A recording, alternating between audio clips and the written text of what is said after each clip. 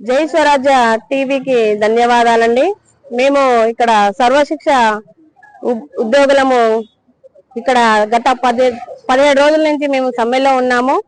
మరి మా సమగ్ర శిక్ష ఉద్యోగులు ఏంటంటే ఇందులో దాదాపు 10 ఇంగ్లలో ఈ యొక్క జిల్లాలోనే కాకుండా రాష్ట్రంలో ఉన్నటువంటి 33 జిల్లాల్లో ఉన్నటువంటి 20,000 మంది సమగ్ర శిక్ష ఉద్యోగులు అందరం కూడా మేము ఈ యొక్క సమ్మెలో ఉంటున్నాము. మా యొక్క డిమాండ్ ఏంటంటే మాకు విద్యాశాఖలో విలీనం చేసి మమ్మల్ని రెగ్యులరైజ్ చేయాలని చెప్పేసి మా యొక్క ప్రధానమైనటువంటి డిమాండ్.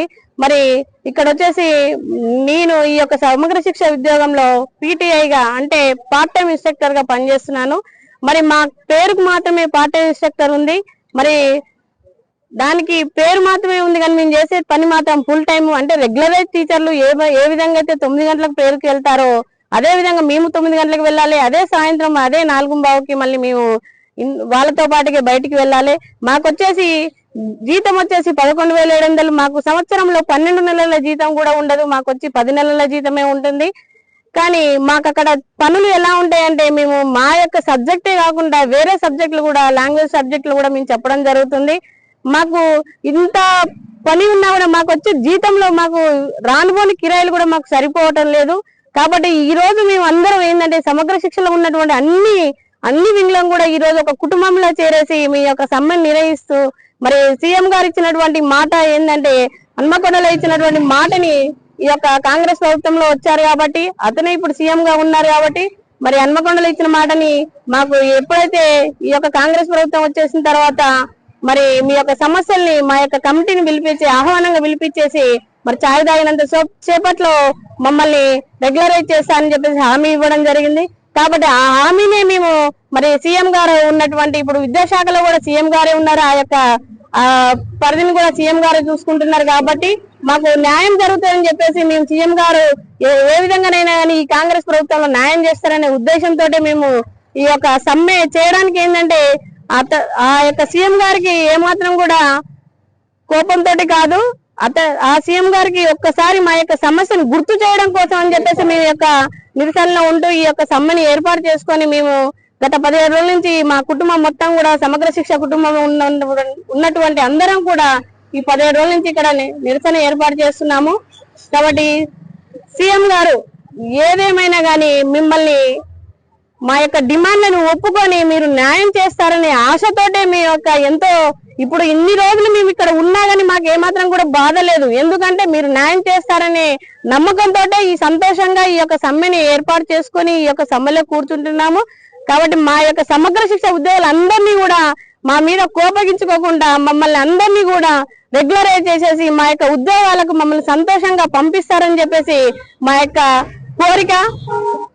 కాబట్టి ఈ రోజు ఇక్కడికి వచ్చినటువంటి జై స్వరాజ్య టీవీ వాళ్ళకి మా సమగ్ర శిక్ష ఉద్యోగుల తరపు నుంచి కూడా అందరం మీకు ధన్యవాదాలు చెప్తున్నాం సార్. ఎందుకంటే మాకు ఈ విధంగా మీ టీవీ ఛానల్ వల్లనన్నా మా ముఖ్యమంత్రి అయినటువంటి సీఎం గారికి మా విషయం తెలియజేసి మమ్మల్ని రెగ్యులరైజ్ చేసే విధంగా మీరు ప్రయత్నిస్తారని చెప్పేసి. జై స్వరాజ్య టీవీ మీడియా మిత్రులకు నమస్కారం.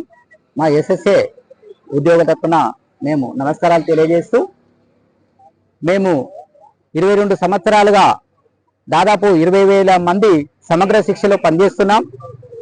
మరి గత ప్రభుత్వం మాకు రెగ్యులరైజ్ చేస్తుందని చెప్పేసి గత సెప్టెంబర్ 23 నాడు మేము ధర్నా మొదలుపెట్టి మేము సమ్మె చేస్తున్నప్పుడు అప్పుడున్నటువంటి టిపిసిసి అధ్యక్షులు గౌరవ ముఖ్యమంత్రి వర్యులు రేవంత్ రెడ్డి గారు మా హన్మకొండకు ఏకశిల పార్కు వచ్చి మాకు రెగ్యులరైజ్ చేస్తామని చెప్పేసి హామీ కూడా ఇచ్చారు. మరి మీ ఎస్ఎస్ఏ ఉద్యోగుల సమస్యలు మాకు తెలియనివి కావు. మరి మీ ఎస్ఎస్ఏ ఉద్యోగం నిర్మించుకుంటే మా కాంగ్రెస్ ప్రభుత్వము మరి కాంగ్రెస్ ప్రభుత్వం వచ్చిన తర్వాత ఒక 2 నెలలు ఓపిక పడితే మా కాంగ్రెస్ ప్రభుత్వం వస్తుంది. మీ న్యాయమైన డిమాండ్లు కూడా మరి నెరవేర్తాయని చెప్పేసి ఆ రోజు గౌరవ ముఖ్యమంత్రి గారు మరి సెప్టెంబర్ 13, 2023 సంవత్సరమున మాకు హన్మకొండలో హామీ ఇవ్వడం జరిగింది. మేము ఆ దిశగానే మరి మేము హన్మకొండలో ఇచ్చినటువంటి హామీ మేరకే మరి ప్రభుత్వాన్ని తెప్పించుకున్నాము. మరి 1, 2, 3 ఈ 11 నెలలు కావస్తున్నా గానీ గౌరవ ముఖ్యమంత్రి గారు ఇచ్చినటువంటి హామీ ఇంతవరకు నెరవేరలేదు. మరి ఎందుకు నెరవేరలేదు అని మేము అక్కడ అధికారులకు ఇటు మంత్రివర్గానికి అందరికీ మేము మా వినతి పత్రాలు ఇచ్చి తెలపడం జరిగింది. మరి వినతి పత్రాలు ఇచ్చినప్పటికీ కూడా గౌరవ ముఖ్యమంత్రి గారు కానీ, అటు అధికారులు కానీ, ఇటు మంత్రివర్గం కానీ మమ్మల్ని పట్టించుకోలేదు. మేము అదే చెప్పినాం. మేము గత నెలలో మేము 16వ తారీఖు నాడు మేము ఇందిరా పార్క్ దగ్గర మహాధర్నా పెట్టాం. అక్కడ మరి గౌరవ ముఖ్యమంత్రి గారు ఇచ్చినటువంటి మాట ఏదైతే ఉన్నదో మరి ఆ మాట ప్రకారంగా మీరు ఈ రోజు నుంచి కూడా మేము మీకు చిన్న విన్నవించుకుంటున్నాము. మరి ఈ 15 రోజుల్లో మాకు ఒక మంచి వార్త చెప్పాలి, మీరు మా జీవితాల్లో వెలుగులు నింపాలని చెప్పేసి మేము గౌరవ ముఖ్యమంత్రి గారిని కోరడం జరిగింది. మరి 15 రోజులు కావస్తున్నా ఎటువంటి మాకు స్పందన లేదు కాబట్టి మేము ఈ నెల 10వ తారీఖు నుండి నిరవధిక సమ్మెకు మేము కూర్చున్నాం. మరి గౌరవ ముఖ్యమంత్రి గారు ఇచ్చినటువంటి మాట ఏమైంది? ఆ గౌరవ ముఖ్యమంత్రి గారే ఇచ్చినటువంటి మాటను అమలు చేయాలని చెప్పేసి మేము కోరుకుంటూ ఈ 20,000 సమగ్ర శిక్ష ఉద్యోగులమంతా కూడా ఈ రోజు మా హక్కుల కోసం మేము పోరాడుతూ ఉన్నాం. మరి గవర్నమెంట్ అనుకుంటా ఉన్నది, మరి గవర్నమెంట్ దగ్గర డబ్బులు లేవు, కొద్దిగా ఓపిక పట్టండి అంటుండు. మరి మాకు ఇచ్చేటటువంటి బడ్జెట్ కేంద్ర ప్రభుత్వం ఇస్తుంది, ఇటు రాష్ట్ర ప్రభుత్వం ఇస్తుంది. మరి కేంద్ర ప్రభుత్వము 60% ఇస్తే రాష్ట్ర ప్రభుత్వం 40% ఇస్తుంది. మరి మా విద్యాశాఖలో విలీనం చేసి పే స్కేల్ ఇస్తే మాత్రము గవర్నమెంట్ కు దాదాపు ఒక 500 కోట్లు మాత్రమే ఒక బర్డన్ పడే అవకాశం ఉన్నది. మరి 500 కోట్లలో మరి కేంద్ర రాష్ట్ర ప్రభుత్వం కూడా 60% ఇచ్చినప్పుడు 300 కోట్లు కూడా కేంద్ర ప్రభుత్వం భరించుకుంటుంది. ఓన్లీ మాకు ఇచ్చేది ఏంటిది? రాష్ట్ర ప్రభుత్వం ఒక 200 కోట్లు మాత్రమే ఇస్తుంది. 200 కోట్లు కూడా ప్రభుత్వానికి పెద్ద ఖర్చు కూడా కాదు.